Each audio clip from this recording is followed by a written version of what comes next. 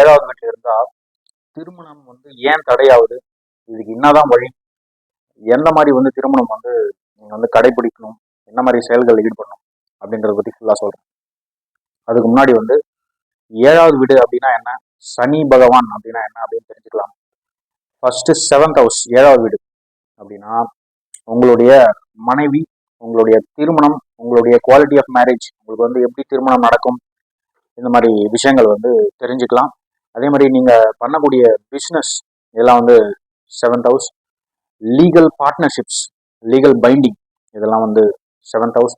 அப்புறம் வந்து 7th house வந்து லக்னம் வந்து நீங்க அப்படின்னா 7வது வீடு வந்து அதர் பீப்புள், மற்றவர்கள், மற்ற ஜனங்கள் அப்படின்னு சொல்லலாம். வெளியில இருக்க ஒரு நெட்வொர்க் சர்க்கிள் அப்படின்னு சொல்லலாம். நெக்ஸ்ட் வந்து சனி பகவான். இந்த சனி வந்து யாரு அப்படின்னு பாத்தீங்கன்னா டிசிப்ளைன், ஆர்டரு, அப்புறம் வந்து ஜட்ஜு, தவறு செய்தால் தண்டனை கொடுக்கக்கூடிய ஒரு கிரகம். அதே மாதிரி ஏதாவது ஒரு விஷயத்த வந்து ரொம்ப டிலே பண்ணி கொடுக்கறது, ரொம்ப டிலே பண்ணி கொடுக்கறது. அதே மாதிரி ஏதாவது ஒரு விஷயம் வந்து நீங்க உடனே வேணும் அப்படின்னா கிடைக்காது. ஒரு சில விஷயத்த வந்து டினை கூட பண்ணிடுவாரு, கிடைக்காமையே வந்து பண்ணி விட்டுருவாரு. அந்த மாதிரி ஒரு கிரகம்.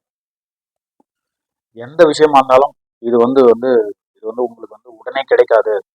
இதுல வந்து ஒரு சில விஷயங்களை வந்து நீங்க கத்துக்கணும். ஒரு பாடம் கத்துக் கொடுக்குறதுங்க. சனி அப்படின்னாவே ஒரு ஒரு விதமான ஒரு லெசனை கற்றுக் கொடுத்து லைஃப்னா என்ன அப்படின்னு வந்து புரிய வைக்கக்கூடிய ஒரு கிரகம். இது வந்து சனி. ஸோ உங்க ஜாதகத்துல சனி வந்து 7வது வீட்டில் இருந்துச்சு அப்படின்னா, ஸோ பொதுவாக பார்த்தீங்கன்னா 7வது வீடு வந்து காலபுருஷனுக்கு வந்து 7th ஹவுஸ் பார்த்தீங்கன்னா துலாம் ராசி வரும், சுக்கிரனோட வீடு. சனி வந்து இந்த வீட்டில் வந்து உச்சமாகறாரு. ஸோ 7வது வீட்டு சனி வந்து உச்சம்தான். இருந்தாலும் இந்த திருமண வாழ்க்கை, திருமணம் அப்படின்னும் போது சனி வந்து டிலே அப்படின்றதால இந்த மேரேஜ் வந்து ரொம்ப ரொம்ப டிலே பண்ணி விட்டுருவாரு அப்படின்னு சொல்லலாம். ஃபர்ஸ்ட் பாயிண்ட், மேரேஜ் வந்து கண்டிப்பா டிலே ஆயிடும். எப்படி டிலே ஆகும் அப்படின்னா, எந்த லெவல் வரைக்கும், அதாவது எந்த வயசு வரைக்கும் அப்படின்னா, உங்களுடைய பிறப்பு ஜாதகத்துல இருக்கக்கூடிய சனி வந்து, கோச்சார ஜாதகத்துல இருக்கக்கூடிய சனி வந்து உங்களுடைய பிறப்பு ஜாதகத்துல இருக்கக்கூடிய சனி வந்து தொட்டுட்டு வெளியில வந்துடும். அதுக்கு வந்து ஒரு 30 இயர்ஸ்க்கு மேல ஆயிடும். ஒரு சிலருக்கு வந்து 35 இயர்ஸ், 36 இயர்ஸ் கூட மேரேஜ் வந்து டிலே ஆகுது நான் பார்த்துருக்கேன். ஆனா இதுல இருக்கிற என்ன பிரச்சனை, இன்னொரு முக்கியமான விஷயம், பிரச்சனை என்ன அப்படின்னா, நீங்க வந்து லேட் மேரேஜ் பண்ணாம சீக்கிரமா பண்ணிட்டீங்க, ஒரு 25 இயர்ஸ்ல பண்றீங்க அப்படின்னா இது வந்து டிவோர்ஸ்ல முடிஞ்சிடும். அதையும் நான் பார்த்துருக்கேன், நடந்திருக்கு, கிளைண்ட்ஸ்க்கு நடந்திருக்கு, சொல்லியிருக்காங்க. அதனால தான் சொல்றேன் உங்களுக்கு. ஸோ இது வந்து டிவோர்ஸ்ல கொண்டு போயிட்டு விட்டுடும். அதாவது வந்து சனி வந்து டிசிப்ளின் இல்லைங்களா, டிலே இல்லைங்களா, நீங்க 7ல் இருக்கக்கூடிய சனியை வந்து மதிக்காம நீங்க அர்ஜென்ட்டா மேரேஜை முடிச்சிங்க அப்படின்னா இது வந்து கண்டிப்பா வந்து பிரிவினை உண்டாகும் அப்படின்னு சொல்லிடலாம். ஒருவேளை நீங்க லேட் மேரேஜ் பண்றீங்க அப்படின்னா அது வந்து லாங் லாஸ்டிங் மேரேஜா இருக்கும். ஏன்னா வந்து சனியோட காரகத்துவமே பார்த்தீங்கன்னா லாங் டைம் செட்டில்மெண்ட்ஸ். ஸோ ஒரு விஷயத்த வந்து லாங் டைமா டிலே பண்ணாலும் லாங் டைமா கொடுக்கும், வாழ்க்கை வந்து நல்லா இருக்கும். அதனால வந்து லேட் மேரேஜ் பண்ணீங்க அப்படின்னா வாழ்க்கை வந்து சுகமாகும் அப்படின்னு சொல்லிடலாம். அதே மாதிரி உங்களுடைய கணவரோ அல்லது மனைவியோ எப்படி இருப்பாங்க அப்படின்னா, உங்களை விட வயசுல அதிகமா இருப்பாங்க, ரொம்ப மெச்சூரா இருப்பாங்க, டிசிப்ளைன்டா இருப்பாங்க, ஆர்டர் பண்றவங்களா இருப்பாங்க. எப்படி சொல்றதுன்னா, டிசிப்ளைன்டா இருக்கவங்கலாம் இப்போ நம்மளுடைய பார்வைக்கு வந்து கெட்டவங்களா தெரியுறாங்க. ஆனா இவங்க வந்து இவங்களுக்கு அமையக்கூடிய வாழ்க்கை துணை வந்து ரொம்ப நல்லவங்களா தான் இருப்பாங்க. லைஃப்பை வந்து இவங்களுக்கு வந்து லைஃப்னா என்ன அப்படின்னு கத்து கொடுக்கக்கூடிய ஒரு நபர்களாக விளங்குவார்கள் அப்படின்னு சொல்லிடலாம். ஸோ இது டோட்டலி வந்து டேமேஜ் மேரேஜ் அப்படின்னு சொல்ல முடியாது. லாங் டைம்ல பாத்தீங்கன்னா டிவோர்ஸை வந்து கட்டுப்படுத்துது சனி வந்து. லாங் டைம்ல டிவோர்ஸ் வந்து கட்டுப்படுத்துது. அதாவது இயர்லி மேரேஜ்ல பண்ணா பிரிவினை உண்டாகுது, லேட்டா பண்ணா டிவோர்ஸ் மாதிரி சுச்சுவேஷன்ஸ் அமைஞ்சாலும் அதை வந்து கட்டுப்படுத்தி வாழ்க்கையை வந்து நல்ல விதமா கொண்டு போகக்கூடிய ஒரு கிரகம். சனி வந்து எப்பவுமே டிவோர்ஸ்லாம் அவ்வளவு சீக்கிரம் ஈடுபடாது, அதை வந்து ரெஸ்ட்ரிக்ட் தான் பண்ணும். சனி வந்து 6வது வீட்டுல இருந்துச்சு, 6வது வீட்டுல பாக்குது அப்படின்னா கூட இந்த டிவோர்ஸை வந்து கட் பண்ணி விடும். இந்த மாதிரி விஷயங்கள் வந்து நடக்கும். அதனால இந்த மாதிரி விஷயங்கள் நடக்கக்கூடிய வாய்ப்புகள் இருக்கு. ஸோ நீங்க வந்து மேரேஜ் டிலே ஆகுது அப்படின்னா நீங்க அதை பத்தி கவலைப்படாதீங்க. டிலே ஆகுறது வந்து லேட் ஆனாலும் லேட்டஸ்டா கிடைக்கும், அதை வந்து ஞாபகம் வச்சுக்கோங்க. அதே மாதிரி ஒரு சிலர் பார்த்தீங்கன்னா 7ல சனி இருக்கும்போது ரொம்ப பயப்படுவாங்க. மேரேஜ் அப்படின்னாவே ஒரு விதமான ஃபியர் அவங்களுக்கு வந்து கிரியேட் ஆயிடும். மேரேஜ் அப்படின்னா அந்த விஷயத்துலாம் இன்வால்வ் ஆக மாட்டாங்க. மற்றவங்க மேரேஜ் செரிமோனியில கூட போயிட்டு கலந்துக்க மாட்டாங்க. இந்த 7ல சனி இருக்கவங்கலாம் அந்த மாதிரி விஷயங்கள் கூட நடக்கும். ஏன்னா வந்து சேட்டன் வந்து சனி வந்து ஒரு விதமான பயத்தை உண்டாக்குகிறது, பயம் கொடுக்கக்கூடிய ஒரு கிரகம். ஆனா ஆக்சுவலா ஃபேக்ட் பாத்தீங்கன்னா இந்த பயத்தை நினைச்சு கவலைப்பட வேண்டிய வருத்தம் இல்லை. தேவையில்லாத விஷயத்த நினைச்சு வந்து பயம் கொடுக்கக்கூடிய கிரகம் வந்து சனி. இந்த மாதிரி விஷயங்கள்.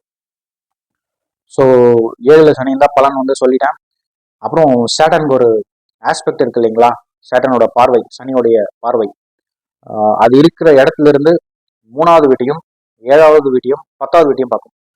ஸோ சனி வந்து 7வது வீட்டுல இருந்து 3வது பார்வையா 9வது வீடு 9th ஹவுஸை பார்க்குது. ஸோ 9th ஹவுஸை பார்க்கும்போது 9th ஹவுஸ் வந்து ஃபாதர்ஸ் டீச்சிங், தந்தை கூட இருக்கக்கூடிய ரிலேஷன்ஷிப், உறவுகள், இந்த மாதிரி விஷயம். நெக்ஸ்ட் வந்து உங்களுடைய குருமார்கள், நீங்க காலேஜ்ல இருக்கீங்க அப்படின்னா டீச்சர்ஸ் இருக்காங்க இல்லைங்களா, அதெல்லாம் குறிக்கக்கூடிய ஒரு விஷயம். இப்போ வந்து சேட்டன் வந்து 9th ஹவுஸை பார்க்கும்போது குறை சொல்லினே இருக்கும். நீங்க என்ன இதை வந்து நம்ம இப்படி இருக்கீங்களே, இப்படி நத்துறீங்களே பாடம், அப்பா வந்து குறை சொல்லுவாரு. நீங்க வந்து இந்த மாதிரி பண்றீங்களே, இப்படிலாம் கரெக்டா நீங்க இருக்கலாமே, கரெக்டா எனக்கு சொல்லிக் கொடுக்குறதானே, அந்த மாதிரி வந்து குறை சொல்லிடுவாங்க. இந்த மாதிரி விஷயங்கள் நடக்கும். நெக்ஸ்ட் வந்து சேட்டன் வந்து 7th ஆஸ்பெக்டா 7வது பார்வையா லக்னத்தை பார்க்குறாரு. ஸோ லக்னத்தை தன்னுடைய சொந்த உடம்பை வந்து பார்க்கறதால இவங்க வந்து ரொம்ப டிசிப்ளைன்டா இருப்பாங்க.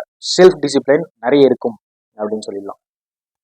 நெக்ஸ்ட் வந்து சேட்டன் வந்து 10th ஆஸ்பெக்டா வந்து 4th ஹவுஸை பார்க்குறாரு, 4வது வீட்டை பார்க்குறாரு. ஸோ இது வந்து தன்னுடைய தாய் கூட இருக்கக்கூடிய உறவு முறைகள், இதெல்லாம் வந்து எப்படி இருக்கும் அப்படின்னு அனலைஸ் பண்ணிக்கலாம். இதுலேயும் வந்து சேட்டன் வந்து கண்டிப்பா அம்மாவை வந்து குறை சொல்லுவாரு, ஜட்ஜ் பண்ணுவார். எந்தெந்த வீட்டை பார்க்குதோ அந்த விஷயங்கள்லாம் வந்து ஜட்ஜ் பண்ணி எடை போடுறது, எப்படி இருக்கு அப்படி இருக்கு அப்படின்னு சொல்லிட்டு அப்புறமா வந்து இது சரியில்லை அப்படின்னு சொல்லிட்டு அவங்களுக்கு வந்து டிசிப்ளினை கொடுக்கக்கூடிய ஒரு கிரகம் சேட்டன். ஏன்னா வந்து சேட்டன் வந்து it represents law, it represents judge, நீதி தேவன் அப்படின்னு சொல்லுவாங்க, ஆர்டர் போடுறது.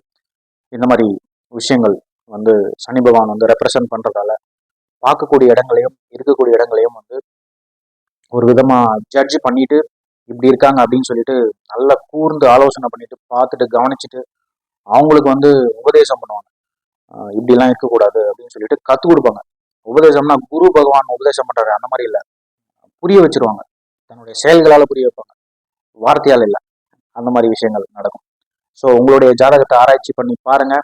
சனி வந்து 7ல இருந்துச்சு அப்படின்னா நீங்க வந்து என்ன மாதிரி முடிவு எடுக்க போறீங்க அப்படின்றது வந்து கரெக்டா டிசிஷன் வந்து நீங்க எடுத்துக்கலாம். உங்களுடைய ஜாதகத்தை ஆராய்ச்சி பண்ணி பாருங்க. உங்களுடைய கமெண்ட்ஸ் வந்து கருத்துக்களா வந்து பதிவு பண்ணுங்க. நெக்ஸ்ட் வந்து நீங்க நியூ அப்படின்னா சப்ஸ்கிரைப் பண்ணுங்க. உங்களுக்கு ஆஸ்ட்ராலஜி கன்சல்டேஷன் வேணும் அப்படின்னா வாட்ஸ்அப் பண்ணுங்க. ரொம்ப ரொம்ப நன்றி, வணக்கம், குருவே சரணம்.